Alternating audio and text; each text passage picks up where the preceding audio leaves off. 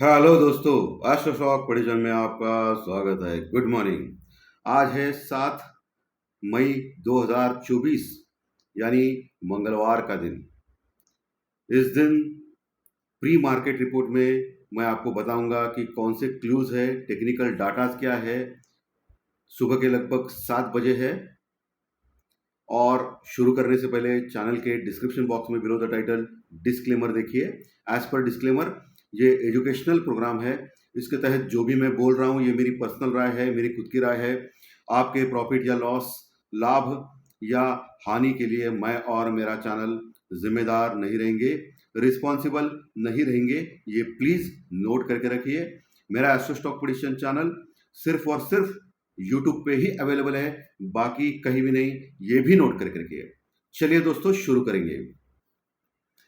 दोस्तों, कल के सत्र में इस्राइल ने हमास के ऊपर अटैक किया।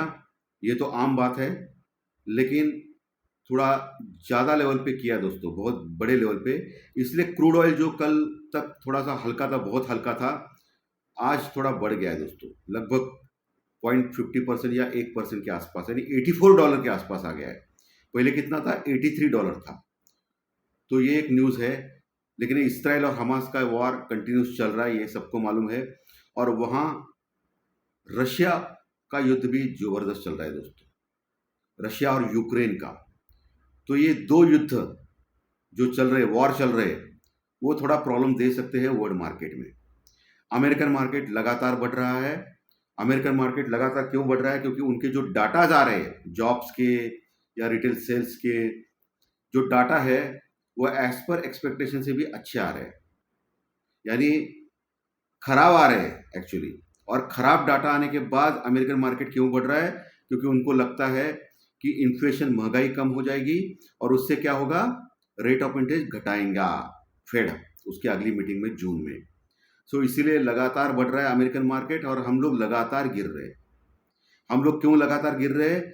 हम लोग, इलेक्शन का मंथ है ये, और बहुत सारे सर्वेज करने के बाद ऐसी कोई न्यूज़ आ गई है कि बीजेपी जो अभी तक दावा कर रही थी कि 400 सीट के ऊपर उनको मिलेगा, वो अभी कम होता दिखाई दे रहा है। यानी कुछ सर्वे में ऐसा दिखाई दे रहा है कि 250 से 300 तक के चांसेस है आने के बीजेपी के सीट, और एनडीए के भी 300 साढ़े 300 तक।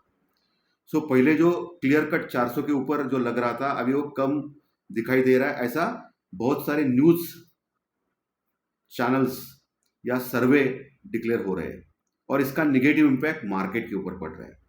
और इसीलिए मार्केट असमंजस स्थिति में है कि सपोज बीजेपी लेड गवर्नमेंट का सीट्स कम आ गया या हार गई तो बहुत बड़ी गिरावट मार्केट में तय है। इसी कारण थोड़ा सा डर का माहौल है। और ये डर का माहौल है, ये कैसा पता चलता है? डर का माहौल ये है, ये पता चलता है इंडिया विक्स देखने के बाद, यानी वोलाटिलिटी इंडेक्स देखने के बाद, जो 16-17 के आसपास है। महज 10-15 दिन पहले 10 के नीचे था इंडिया विक्स, और अभी किधर है? 16-17, यानी लगभग 60-70% बढ़ गया है इंडिया विक्स सिर्फ 10-15 दिनों में। और ये 16 और 17 के आसपास जो है इंडिया विक्स, यानी वोलाटिलिटी इंडेक्स, यानी घबराहट का इंडेक्स, जो संकेत दे रहा है घबराहट का। क्योंकि पिछले कई दिनों से लगातार बढ़ रहा है इंडिया विक्स। कल भी 10-12-13% बढ़ा था, बाद में थोड़ा कूल ऑफ हो गया। उसके पहले भी बढ़ा था, उसके पहले भी 10-12-15% बढ़ा था। और ऊपर के लेवल पे क्या होता है कि इंडिया विक्स बढ़ने के बाद ऊपर के लेवल से सेलिंग आती है, और ये हमेशा होता है। कल के सत्र में भी वही हुआ था, इंडिया विक्स बहुत ज़्यादा बढ़ गया था, और कल ऊपर से हल्का हो गया। निफ्टी लगभग 22,580 के आसपास चला गया था, वहाँ से नीचे आ गया, और नीचे 140-150 पॉइंट नीचे आ गया, और 22,440, 22,442 के आसपास क्लोज हो गया, महज लगभग 30-32 पॉइंट माइनस में। और वही बैंक निफ्टी भी दिन के दौरान ऊपर गया था 49,300 के आसपास, और फिर वहाँ रजिस्टेंस खा गया क्योंकि इंडिया विक्स बढ़ा था, और फिर वहाँ से नीचे गिर गया, और लगभग वो भी 28-30 पॉइंट माइनस में ही क्लोज हो गया बैंक निफ्टी, यानी फ्लैट टू माइनस दोनों क्लोज हो गए। लेकिन ऊपर के लेवल से देखा जाए तो बहुत बड़ी गिरावट है। ऊपर के लेवल से बैंक निफ्टी भी 300 साढ़े 300 पॉइंट हल्का हो गया। ये इंडिया विक्स बढ़ रहा है, इसका मतलब आपको केयरफुल रहना है, सावधान रहना है, प्रॉपर हेजिंग करके चलना है, सीधा सीधा मतलब है। ऑप्शंस के प्रीमियम बढ़ रहे हैं और ये ऑप्शंस के प्रीमियम बढ़ना आम बात है इलेक्शंस के पहले। इलेक्शंस का रिजल्ट तो अगले महीने जून में है, लेकिन ये महीना बहुत ही इंपॉर्टेंट है। ओके, सो बहुत अलर्ट रहना है, मार्केट में कभी भी कुछ भी हो सकता है। डॉलर इंडेक्स और 10 साल की बॉन्ड यील्ड कम हो गई है। डॉलर इंडेक्स अभी 105 के पास आ गई है और 10 साल की बॉन्ड यील्ड भी 4.49 के आसपास है। कल के सत्र में थोड़ी गिरावट है, इसलिए अमेरिकन मार्केट कल बढ़े थे और आईटी के स्टॉक बढ़े थे, तो इसके ऊपर भी आपको ध्यान रखना है। एफआई निरंतर यानी कंटिन्यूस सेलिंग मोड में है। कल एफआई ने फिर से सेलिंग की, लगभग 2200 करोड़ की माल की, 2200 करोड़ के आसपास का माल का कैश में सेलिंग की। और वही डीआई की बाइंग अभी थोड़ी धीमी पड़ रही है दोस्तों। डीआई की बाइंग थोड़ी धीमी पड़ रही है, इसलिए मार्केट बढ़ नहीं रहा है। डीआई ने सिर्फ और सिर्फ 800 यानी 800 करोड़ का माल कैश में बाय किया, सिर्फ और सिर्फ 800 करोड़ का माल, यानी सेलिंग ज़्यादा है बाइंग से भी।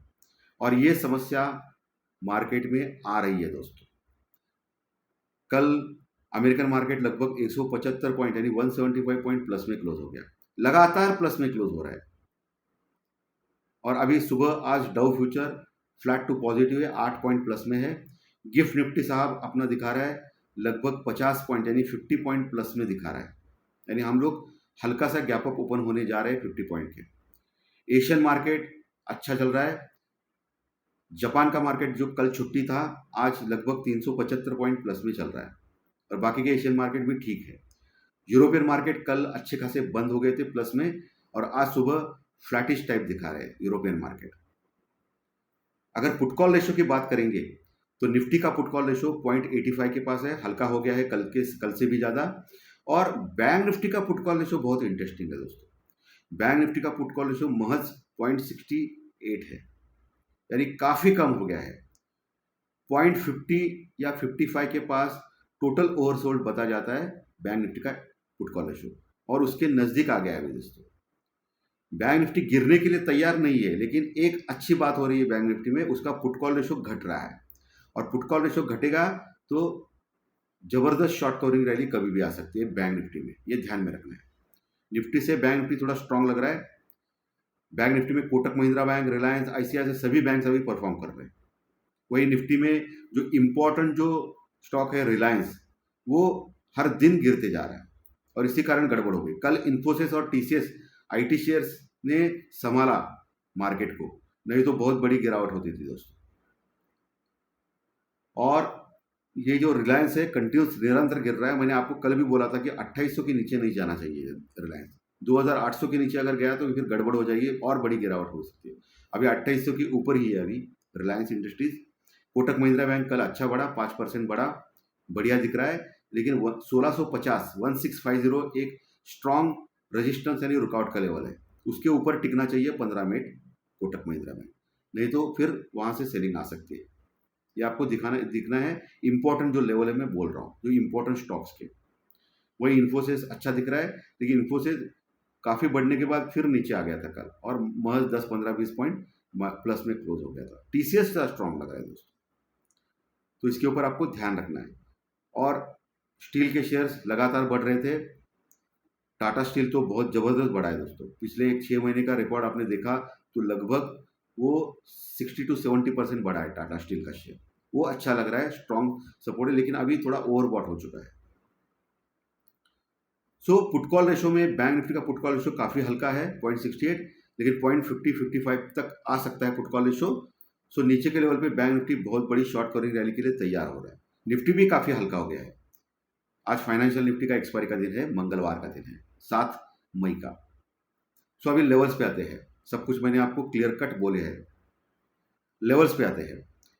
22,440 के आसपास क्लोज हो गया था कल के सत्र में निफ्टी। 22,440 हल्का सा गैप अप है 50 पॉइंट का।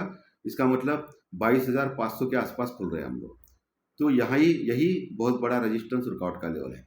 जब तक 22,500 550 का जो इम्पोर्टेंट रेजिस्टेंस के बाहर नहीं जाता है, यानी 22,550 के ऊपर नहीं निकलता है और 15 मिनट टिकता नहीं निफ्टी, तब तक निफ्टी की हालत खराब है दोस्तों।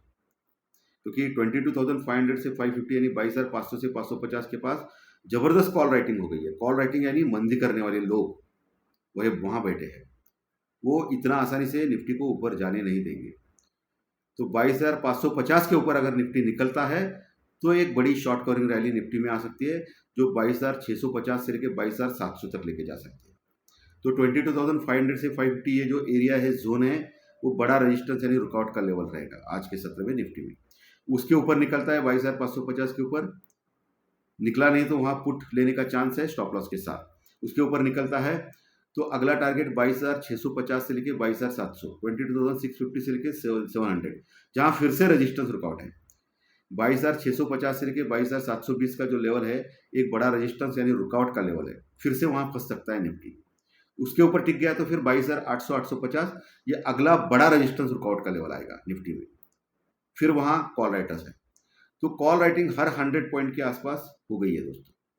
सो निफ्टी में बहुत बड़ी तेजी अगर आ गई तो ही निफ्टी ऊपर जा सकता है, अन्यथा बहुत प्रॉब्लम आ सकता है निफ्टी में। तो अभी का मार्केट कैसा है? बाय ऑन डिप और सेल ऑन राइज दोनों है, ऊपर बेचो और नीचे ले लो, ऐसा मार्केट है अभी का। क्लियर कट मार्केट दिख रहा है ऐसा, ठीक है। नीचे 22,350 से लेकर 22,400 का जो लेवल है निफ्टी में, नीचे का लेवल, वहाँ एक स्ट्रॉन्ग सपोर्ट है जहाँ अच्छी पुट राइटिंग हो गई है। सो एक सपोर्ट प्रदान करेगा अगर इनकेस निफ्टी आता है नीचे तो। लेकिन 22,350 के नीचे अगर जाता है तो मामला बिगड़ सकता है निफ्टी में।